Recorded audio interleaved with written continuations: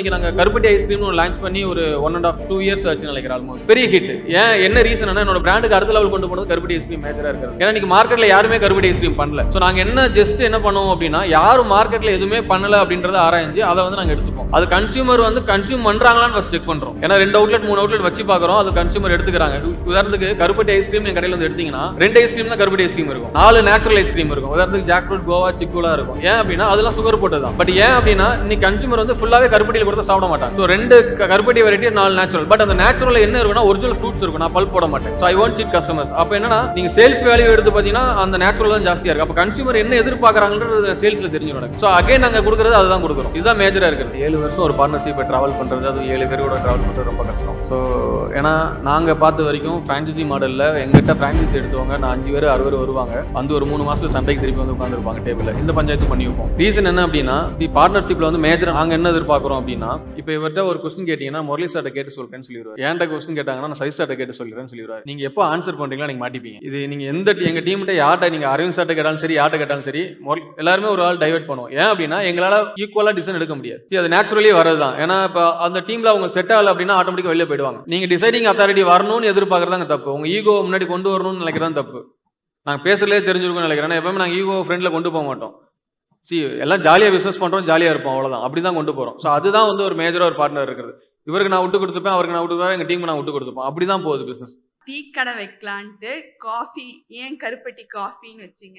இல்ல டீன்னு வைக்கணும்னு ஆசை. கருப்பட்டி டீ நல்லா இருக்காது, குடிச்சா ரொம்ப கேவலமா இருக்கும், அதனால காஃபி வச்சிட்டோம். உண்மை அதுதான். காஃபி தான் நம்ம திக்கா இருக்கும், டேஸ்டா இருக்கும். டீ வைக்க தெரியாது. டீயை பத்தி எங்களுக்கு எதுவுமே தெரியாது. காஃபிலாம் கொஞ்சம் தெரியும், பாட்டி தாத்தா பண்ண காலம். என் ஊர் வந்து தாயல்பட்டின்னு சொல்லி ஒரு கிராமங்க.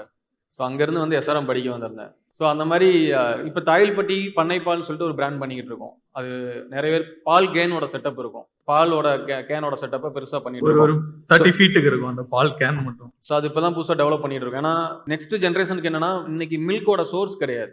ஏன்னா எல்லாமே ஒரு பெரிய கார்பரேட் கையில் போயிடுச்சு. ஸோ பசும்பாலுக்கான ஒரு சோர்ஸ் இல்லை. இப்போ பசும்பால் ஸ்வீட்ஸ், பசும்பாலோட டீ காஃபியை வந்து ப்ரொமோட் பண்ணி எடுத்துட்டு வரணும் தான் இப்போ ஒரு 7-8 பிரான்ச் சென்னையிலே பண்ணிட்டோம்.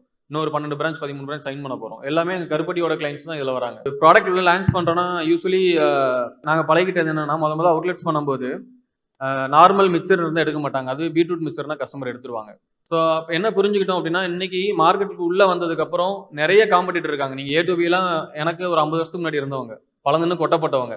நம்ம அவங்ககிட்ட போயிட்டு ஒரு நான் மிக்சர் விற்கிறேன்னா அவங்க A2Bயோட மிக்சர் தான் எடுக்கிறாங்க, என் மிக்சர் எடுக்க மாட்டாங்க. எங்க ஊர்ல காலையில வந்து வீட்டுக்கு பால் ஊற்றுவாங்க. ஸோ அந்த கான்செப்ட் எடுத்துக்கிட்டோம். இப்போ லாஜிஸ்டிக்ஸ்னு வரும்போது அதுக்கு என்ன தேவை, வெஹிக்கிள் வந்து எங்களுக்கு அட்டாச்டு வெஹிக்கிள் கிடைச்சது. ஸோ அதை சோர்ஸ் பண்ணோம். ஒரு பால்காரர் வந்து எப்படி நேர்த்தியா அந்த ஏரியாவில் இருக்க எல்லா இதுக்கும் கரெக்டா பால் சப்ளை பண்ணிட்டு டைம் டிலே இல்லாம வர்றாரு அப்படின்னு சொல்லிட்டு நம்ம பார்த்தோம் அப்படின்னா, ஃபர்ஸ்ட் ரூட் மேப்பை பிடிச்சிருவாரு அவரு. இந்த தெருவில் ஒரு வீட்டில், அடுத்த தெருவில் ஒரு வீட்டில் அப்படிலாம் பண்ண மாட்டாரு. ஸ்டார்டிங் பாயிண்ட் எண்டிங் பாயிண்ட்னு ஒன்று முடிவு பண்ணிடுவாரு. முடிவு பண்ணிட்டு டைம் டிலே இல்லாம ஒவ்வொரு இடத்துலயா டிராப் பண்ணிட்டே போவார். அந்த கான்செப்டை பிடிச்சி தான் நாங்கள் அந்த டெலிவரிங்கிறத வந்துட்டு ஈஸியாக பண்ணிக்கிட்டோம். அப்படியே ஃப்ளோவில் பண்ண வேண்டியதான் பிரதர்.